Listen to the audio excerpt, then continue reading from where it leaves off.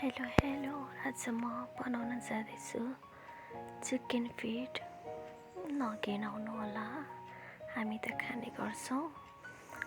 त्यसको लागि मैले तोरीको तेल लिएको छु र यहाँ देखाएको सबै सामग्रीहरू। त्यसको लागि मैले तोरीको तेलमा बे लिफलाई फुर्याएँ। यो तेल पहिल्यै नै खर्याएको भएर एकछिन निभाएको थिएँ, त्यही भएर कालो देखेको छ। खडा मसलामा ज्वानो, मरिच, जिरा, सौँफ, कालो मरिच अनि सुकमेल, थोरै दालचिनी राखेको छु अनि सुकेको 2-3 खुर्सानी राखेको छु। 3-4वटै छ, यो त्यति पिरो छैन। अनि खुट्टाहरू खान घिनाउनु पर्दैन है। मैले तेल खरिएकोमा प्याज राखेकी छु। प्याजलाई चाहिँ यहाँ पारेपछि अब एकछिन चलाउने, अलिअलि रातो हुन दिने प्याजलाई।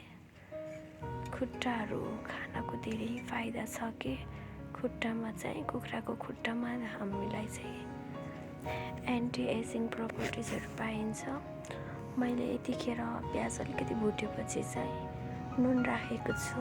नुनले चाहिँ छिटो प्याज गलाउन मद्दत गर्छ। अनि एकछिन भुटेर त्यतिकै छोड्दिने। यता मैले ड्राई रोस्ट गर्दैछु यो खडा मसलाहरूलाई। यो सबै कुटेर म थोरै मात्रै राख्छु, सबै राख्दिनँ।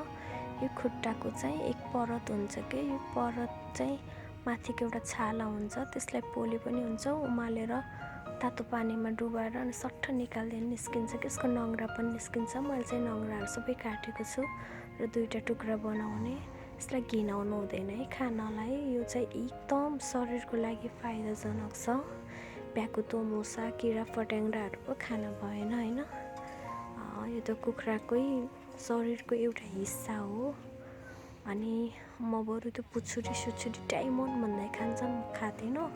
खुट्टा चाहिँ खान्छु कि मैले चाहिँ यसलाई बेसार मोलेर राखेको थिएँ सफा गरेर। अनि त्यसलाई यतिखेरै प्याज गल्न सुरु भएपछि, रातो रातो भएपछि राखिदिने। अनि यो खुट्टामा चाहिँ यति धेरै एन्टी एजिङ प्रपर्टिजहरू पाइन्छ र स्किन ग्लोइङ, कोलाजेनहरू के जुन नेचुरल कोलाजेन हो त्यो पाइन्छ। अब गमिजहरू, जेलाटिन क्याप्सुलहरू के भन्दै खान्छन्, सबैमा एनिमल कोलाजेनहरू खुट्टा टाउकोहरूकै राख्छन् है। किनकि अब त्यसमै सस्तो पर्छ, भेज पनि हुन्छ, तर भेज चाहिँ अलिक महँगो पर्छ अरे कि। अनि जनसङ्ख्या धेरै जतासुकै है, नेपालको मात्र होइन, बनेर आउने अरू देशमा हो। जनसङ्ख्या धेरै भएपछि जहाँ पनि अनि खेती किसानी गर्ने थोरै, त्यसैले सस्तो पर्ने भएर, सजिलो नेचुरल निस्किने भएर चाहिँ कुनै पनि जनावर पर्न सक्छ जसमा चाहिँ बढी कोलाजेन र फ्याटी पाइन्छ।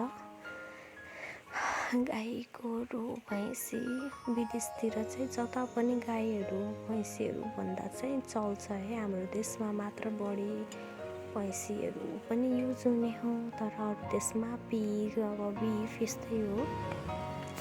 तर त्यो खानभन्दा नि हाम्रो चाहिँ यो एकदम सही हो कि चाहे कसैको चाहे जे कोस कुखुराको भनेर मान्छेले हुँदैन होला नि सोच्छ, तर एकदम मजाले हुन्छ कि यसमा कोलाजेनहरू। मैले चाहिँ त्यो एकछिन भुटेँ अनि बेसारहरू राखेँ, नुन राखेँ। अनि त्यस पछाडि मैले यसो पानी नराखी कुकरमा 2 सिटी लाउन छोडिदिएको थिएँ। यता लसुन पनि कुटेर यसलाई मैले एउटा प्लेटमा निकालेको छु। अब यही ओखलीमा म अघि ड्राई गरेको सबै ड्राई रोस्ट गरेको मसलाहरूलाई कुट्न जाँदैछु। यो डन्ठल मैले पछि निकालेको थिएँ है, तपाईँहरू पनि निकाल्नु होला, नत्र पत्थरी बनाउँछ। मजाले कुटिन्छ कि। मैले यो एउटा हातले भएर अलिक गाह्रो भएको थियो। म गरिब छु नि त, मसँग मोबाइल स्ट्यान्ड छैन, अनि के भन्छ त्यो लाइटहरू छैन। त्यही भएर मैले नेचुरल तरिकामा जे छ त्यही तरिकामा गरेको छु।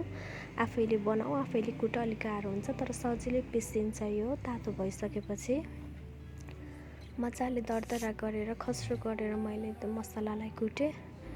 1 सिटी नै लाउँदा पनि ठिकै हुन्छ है। यो खुट्टा पाक्छ, अब ब्रोइलरको त पाक्छ, 2 सिटी लाउँदा अलिक पहिला त हुनसक्छ। एक सिटीमा अनि फेरि पछि पनि त मसला हालेर एकछिन भुट्नुपर्छ नि त। यो चाहिँ आफै तेल छोड्छ, आफै पानी नहाल्दा पनि टक्क पाकेर चाहिँ सर्लक्क दिने, त्यसले तेल छोडिसकेको छ। तेल छोडेपछि बुझ्ने कि चिजहरू पाक्यो भनेर।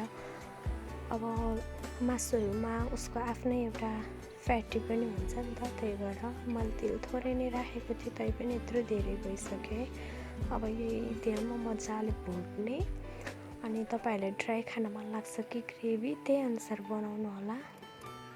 मैले चाहिँ यसलाई अलिक छिपछिप बनाउँछु, ठिकैको।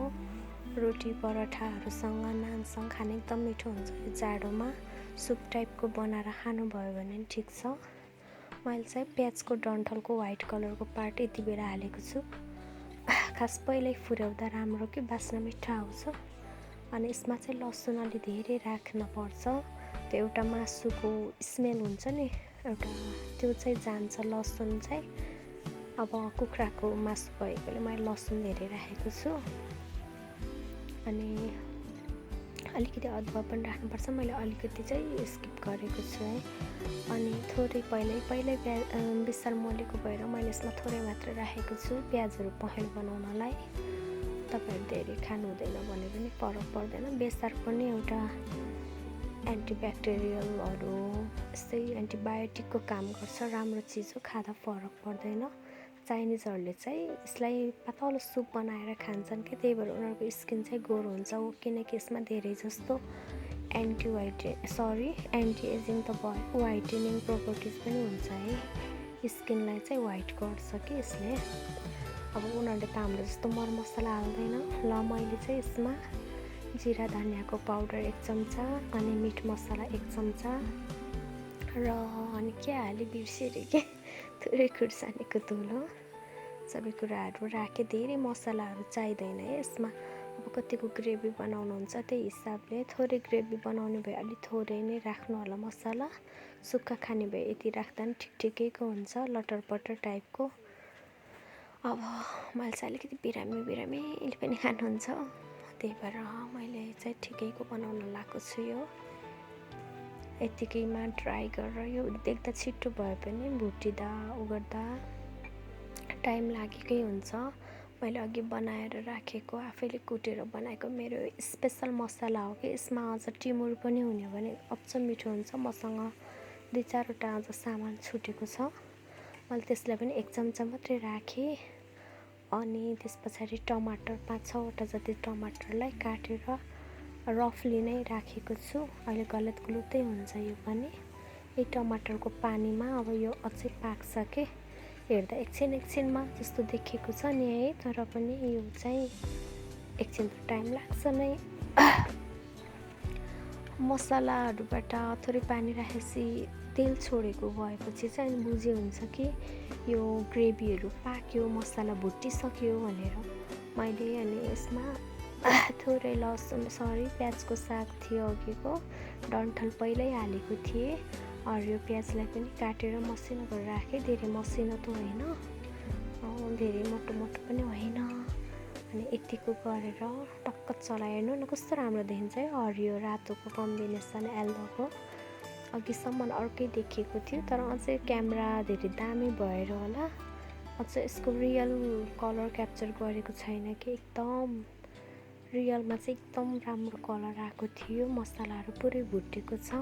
मैले यति बेला थोरै अदुवा पनि राखेँ, हल्का अदुवा भुटिँदै गएको बास्ना मिठो आउँछ कि।